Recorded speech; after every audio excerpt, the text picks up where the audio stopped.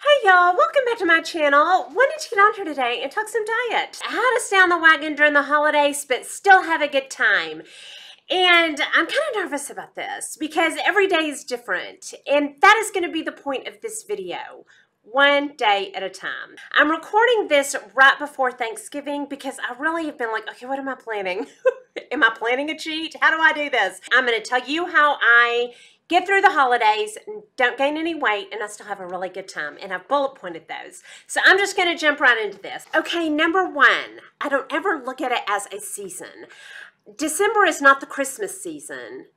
I look at it as one day at a time. And today is November 20th. It's not Thanksgiving yet, so I'm still going to the gym today.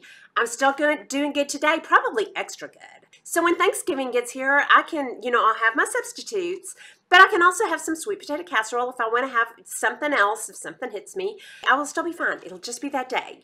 Okay, next.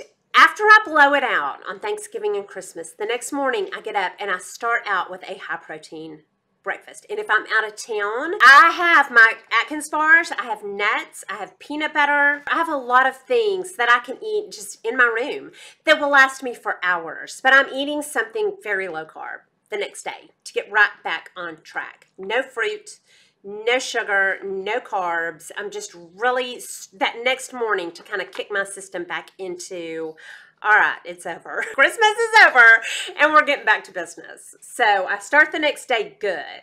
Okay, next, I really try not to graze, even on the day. If I start grazing, it is over.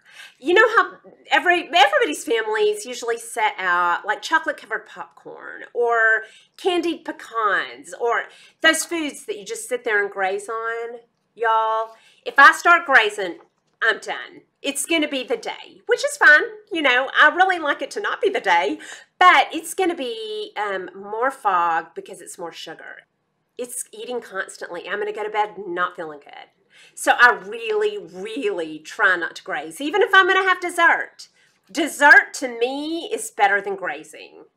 I'm not tasting the food as we're cooking it. I'm not grazing on candied pecans or popcorn. No. Some days I do. Some days I do that. It's never good. It's never good. I really try not to graze. Okay, next, y'all. I should star this, put hearts on it. This is a big one. I never forget my calorie average. Never. I'm always shooting for 1,000 calories a day. I go on a weekly average. Some days I might have 600, sometimes I might have 1,600. For the whole week, I like it to average out around 1,000. Now, during special holidays, that might go up a little. 1,200 a day. But if I always have my calorie average in mind, it's never going to get too out of hand. This is also when calories are going to come in real handy because I count carbs and calories. I'm always shooting for 50 to 100 carbs. During Thanksgiving and Christmas, for those days, my carbs are going to be higher. I'm taking a lot of substitutes, but I'm having Wendy's sweet potato casserole, and I'm probably going to have some dressing. My carbs are going to be a little bit higher, but my calories, if I'm keeping those in mind, the weight's never going to get too out of hand. So if I'm keeping my calorie average in mind for the week, say I blow it out on Christmas and Thanksgiving, the rest of the week it's going to be real good. I'm going to be really, really good on my carbs and calories. So that's just how I handle it. It gets a little sloppier, but I always have it in mind. And that brings me to my next one of the journal. I only know if my calories are in check if I'm keeping up with my journal, so I take it with me. So I keep track of what I'm doing.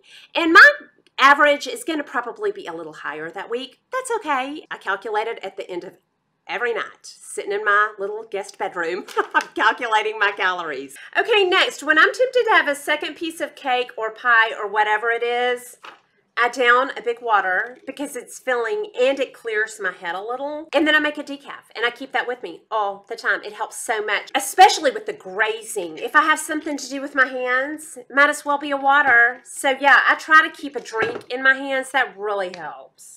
Next, I'm mindful of too much caffeine. Sometimes when I get jittery, I get snacky. I just want something to do. I just want something to do with my hands.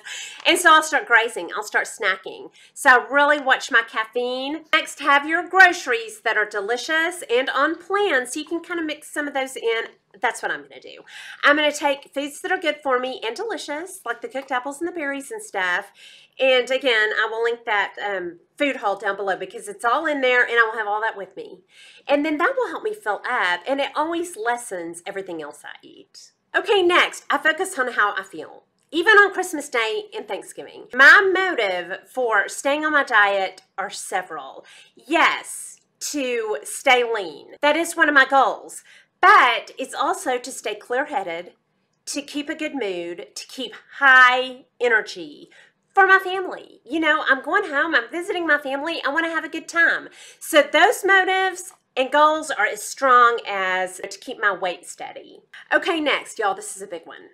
I never talk about my diet. Okay, I say never, but this year I have a lot of keto relatives. We probably will be talking some diet because they're going to bring substitutes. I'm going to bring substitutes. That'll be a lot of fun. But if no one else there is watching what they do and that's not a camaraderie thing, I don't historically talk about my eating at all. Because anytime I talk about it, I'm inviting feedback. And any feedback, even good, bad, or otherwise, neutral, can sway how I'm thinking. I mean, I'm always with people I love, but it does not take much sometimes to knock me off. So I just don't talk about it. I just don't talk about it. I will tell y'all, I talk about my diet so little that when my sister Rebecca went on keto, she said, how did I not know you were doing this for 20 years? How did I not know? I don't talk about it. Unless someone asks or I'm on here, I'm not talking about it. Okay, let's talk about workouts for a minute. For workouts, I let those go, y'all. I don't let my diet go ever, all the way, except on the days. My workouts, I will work out until the day I go. I let it go, I feel no guilt. I'm not going on any early morning cold runs. I'm not finding a treadmill. Yeah, I'm just letting it go. I work up right until, and then when I get home, I will put myself back on autopilot and I will just be going. So really, it's a very short window of the actual event and then getting right back on track, staying on, then getting right back on. We're going into January with no weight gain. None. And probably still losing. So anyway, these things have always worked for me, whether I'm losing, maintaining, whatever I'm doing. I just really compartmentalize it into days. And this day, what's going on?